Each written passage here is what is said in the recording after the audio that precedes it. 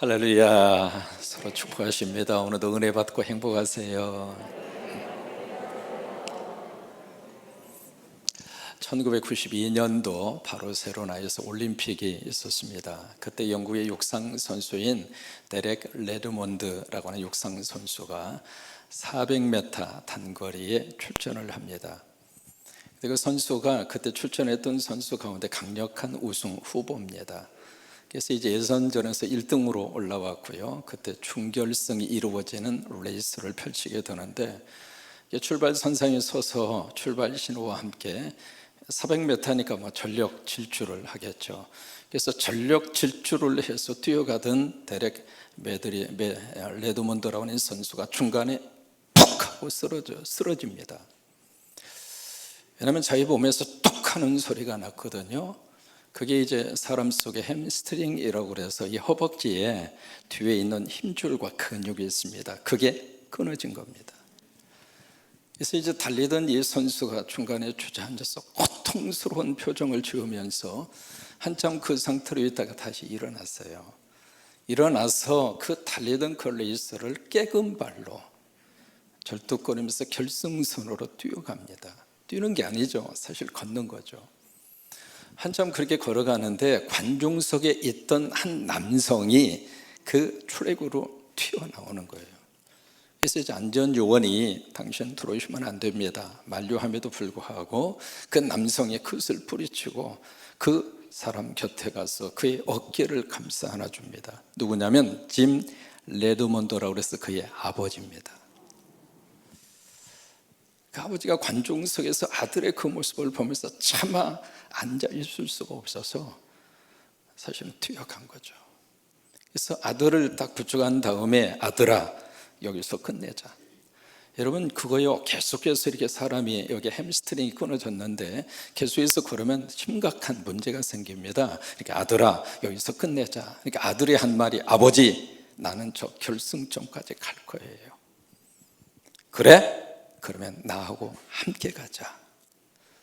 그래서 아버지와 아들이 저렇게 부축한 모습으로 해서 결승 골인점을 통과를 하는데, 그 관중 속에 있었던 그 수많은 사람들이 1등으로 들어온 사람이 보내는 박수보다도 저 부자에게 다 일어나서 뜨거운 박수를 보냈습니다.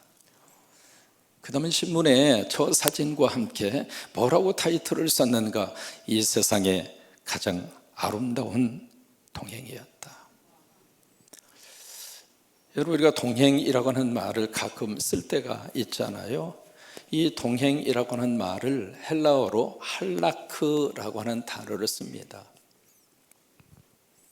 이 할라크라고 하는 이 동행이라고 하는 단어의 뜻은 영어로 going together, 같이 간다 그 말이에요.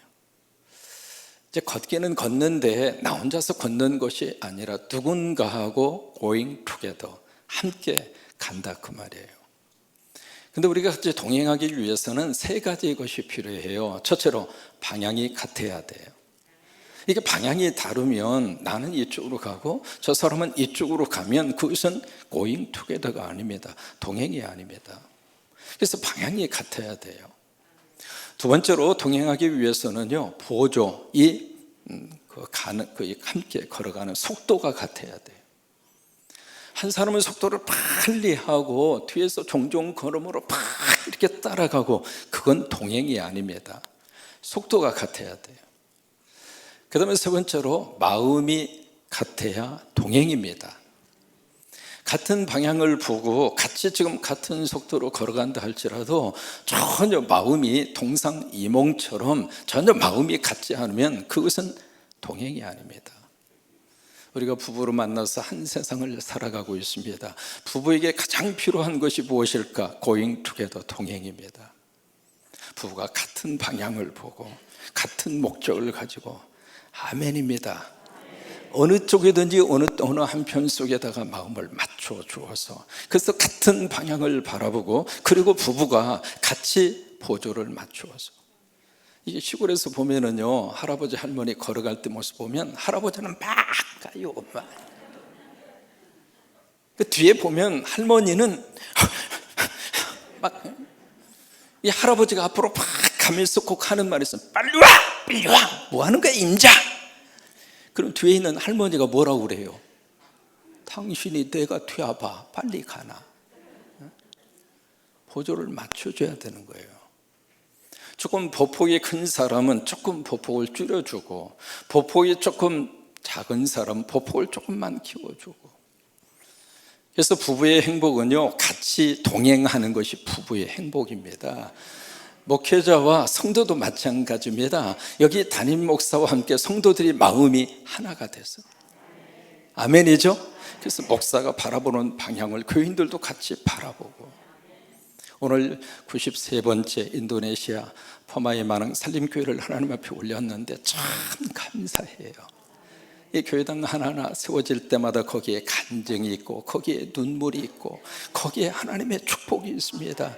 처음에 이것을 비전으로 딱 선포하고, 하나님 저 은퇴할 때까지 100개 세우게 해주세요. 그렇게 기도를 하고 선포를 하기는 했지만, 이게 1년에 10개 이상 세워도 100개가 안 됩니다. 과연 이것이 가능할까? 선교 현장에서 우리가 가서 짓는 것도 아니고, 우리가 가서 노동력을 지원해서 그렇게 뚝딱뚝딱 짓는 것도 아니고, 선교 현장마다 이 인도네시아 같은 경우에는 1년 걸렸습니다. 근데 이것이 어떻게 1년에 10개씩 이게 100개가 가능할까? 하나님이 하셨잖아요. 인정하시면 아멘. 하나님이 하셨잖아요. 인정하시면 아멘. 그러니까 목사와 성도가 같은 방향을 바라보고, 여러분 그렇게 하면 하나님이 여러분 복 주셔요. 그리고 목사와 성도들이 함께 속도를 맞추면서, 같이 보폭을 같이 이렇게 맞추어 가면서, 속도를 같이 맞추면서, 우리가 다음 월요일부터 우리 새벽기도 총진군을 하는데, 저는요 목회하면서 1976년도부터 목회를 했습니다. 그러니까 짧은 시간이 아닙니다. 특히 이미 20년 동안 이민 목회를 하면서 너무 하나님이 주신 은혜 중에 은혜가 새벽이었습니다. 새벽을 깨울 때마다 하나님이 역사하셨고, 하나님이 도와주셨고, 하나님이 기적을 주셨고, 한국에서 어머니하고 딸이 새벽 기도에 참석을 하셨는데 막 울어요. 끝난 다음에 물었습니다. 무슨 일입니까? 따님이 눈에 심각한 질환이 있어서 미국으로 수술 받으러 오신 거예요. 얼마나 기가 막히면 미국 땅까지 와서 수술 받기 전에 새벽 기도 나와서 그 어머니가 딸이 함께 우는 거예요. 같이 기도했습니다. 하나님이 고쳐주셨을까요? 안 고쳐주셨을까요? 안 고쳐줬으면 저 말 안 합니다. 새벽의 기적입니다. 그러니까 목사가 달려가는 그 속도에 따라서 교인들도 함께 달려와 주는 거예요. 그리고 목사와 성도가 같은 마음을 가지고 우리 함께 동행함으로 땅의 복을 받으시고, 동행함으로 하늘의 복을 받으시고, 동행함으로 영의 복을 받으셔서 믿음 생활에 행복하시기를 바라고, 오늘 사도행전 27장에 이 아름다운 동행의 모습을 머릿속에 다 그려볼 수 있습니다. 지금 바울이 지금 이스라엘의 가이사라라고 하는 항구에서 어디로 지금 항해를 떠나는다면 이탈리아는 이태리입니다. 이태리 로마를 향하여 지금 항해를 떠납니다. 떠나는데 이것이 사도행전 23장 11절 말씀에 예루살렘에서 바울이 체포가 된 다음에 바로 그날 밤에 주님이 바울의 곁에 딱 서셨어요. 가장 지치고 힘들고 낙심되어져 있는 그 밤에 주님이 바울의 곁에 오신 거예요. 여러분 힘들 때 주님이 여러분의 곁에 서 계세요. 성령님이 여러분들을 도와주시기 위해서 우리의 곁에 성령님이 딱 서 계신다 이 말이에요. 바울아 담대하라. 네가 나를 예루살렘에서 증언한 것처럼 로마에서도 증언하여야 하리라. 그 말씀을 받은 다음에 바울이 하나님 앞에 간절히 기도합니다. 주님, 약속대로 내가 로마로 가게 하옵소서. 23장에서 그 말씀을 받고 27장에서 그 기도가 응답이 됩니다. 가기는 가는데 자유인이 돼서 가는 것이 아니라 죄수가 돼서 가는 거예요. 가는데 항해의 여정을 잠깐 지도를 보시면서 어느 정도 한번 기억하셨으면 좋겠습니다. 이게 이제 이쪽이 지중해라고 하는 바다죠. 이쪽이 에게해라고 하는 바다이고요. 지금 어디에서 출발을 하는가? 여기 가이사라라고 하는 항구에서 출발을 합니다. 출발을 해서 그때 타고 간 배가 아드라못테노라고 하는 배입니다. 그 배를 타고 가는데 그 다음날 어디에 도착하는가? 이게 시돈이라고 하는 곳에 도착을 해요. 이 가이사르에서 시돈까지는 107km입니다. 근데 지금 타고 가는 배가 조그만한 배예요. 그리고 타고 가는 이 배가 이게 직선으로 여기서 여기 가이사르에서 이 로마, 이태리 로마까지 약 한 2,700km입니다. 이 직항으로 갈 수 있는 배가 아니라 완행 열차처럼 모든 항구를 다 들이는 완행 조그마한 소형 배입니다. 그 배를 타고 여기 지금 가이사르에서 시돈이라고 하는 지역으로 딱 도착을 하는데, 그 시돈에 도착한 다음에 전체 이 압송하는 책임자가 율리오라고 하는 백부장인데, 이 사람이 1절에 보시면은요 어디 소속이냐면 1절에 아구스도 대, 이게 누구냐면 황제 아우구스투스입니다. 그 황제 아우구스투스의 백부장입니다.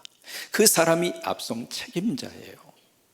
그래서 이 사람이 이 시돈에 딱 도착을 한 다음에 바울에게 호의를 베푸는 거예요. 배에서 내려서. 왜? 지금 죄수입니다. 묶인 상태로 압송되는 과정이거든요. 근데 그 바울에게 잠깐 시간을 내서 시돈에서 내리도록 허락을 했고, 시돈에 있는 예수 믿는 사람들을 만나게 해 주었고, 그들을 통해서 바울에게 필요한 것을 공급받게 해준 거예요. 하나님의 역사하심이에요. 이 율리오라는 사람은 바울을 감독하는 사람이거든요. 근데 그 사람을 바울의 협력자로 하나님이 쓰시더라 이 말이에요. 여러분 곁에 오는 사람들을 하나님이 다 바꾸셔서 여러분들을 돕는 자로 쓰시기를 바라고, 여러분들을 보호하는 자로 쓰시기를 바라고, 특별히 우리 자녀들의 곁에 하나님이 그런 율리오 같은 사람을 붙여주게 하옵소서. 그래서 이제 시돈에 있다가 그 다음에 행선지로 이동을 합니다. 이동을 하는데 이 시돈 바로 위에 있는 지역이 두로입니다. 그리고 두로 약간 위쪽에 있는 지역이 그 유명한 수리아 안디옥입니다. 그쪽 지역이 지금 완전히 지진으로 인해서 파괴된 장소입니다.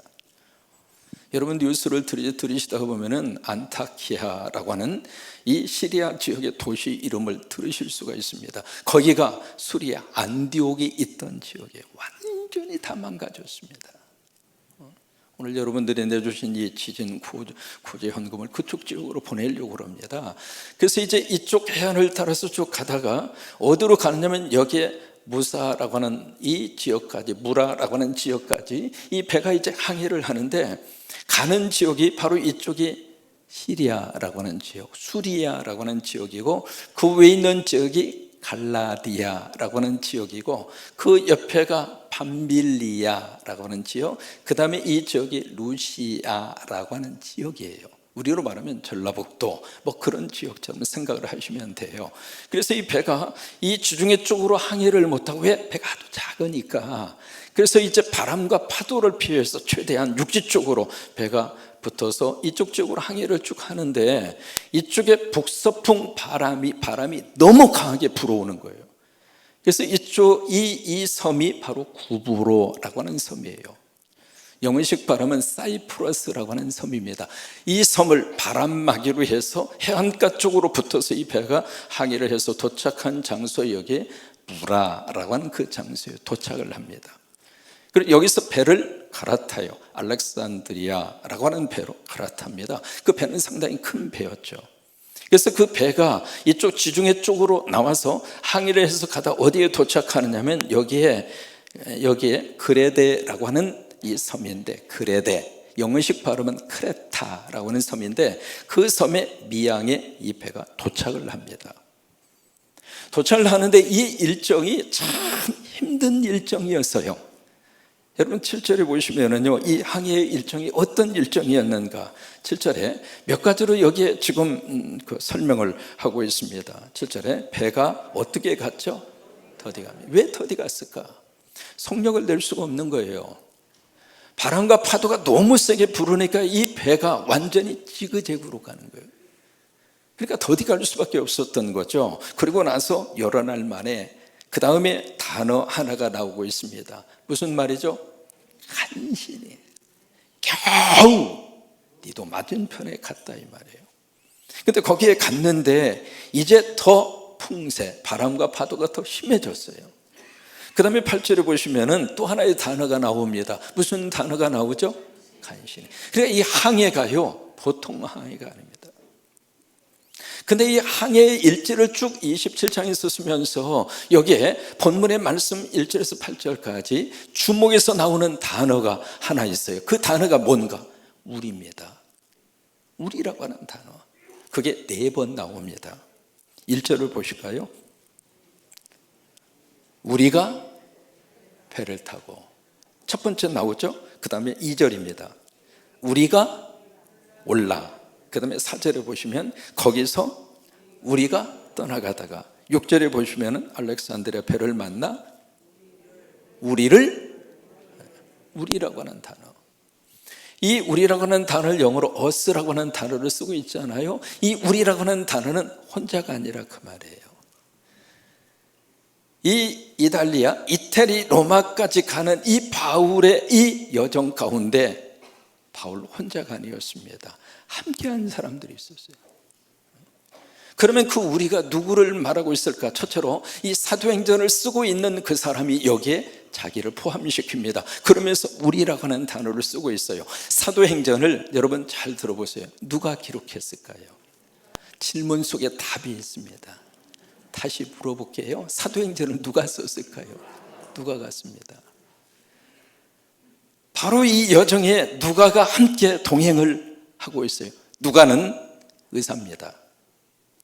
지금도 의사가 대접을 받습니다만 2000년 전 의사는 더 대접받는 직업이죠. 자신이 가지고 있는 그 의술을 예수 믿고 나서 주의 종 바울에게 다 쏟아 부은 사람이 누가입니다. 참 귀한 분입니다.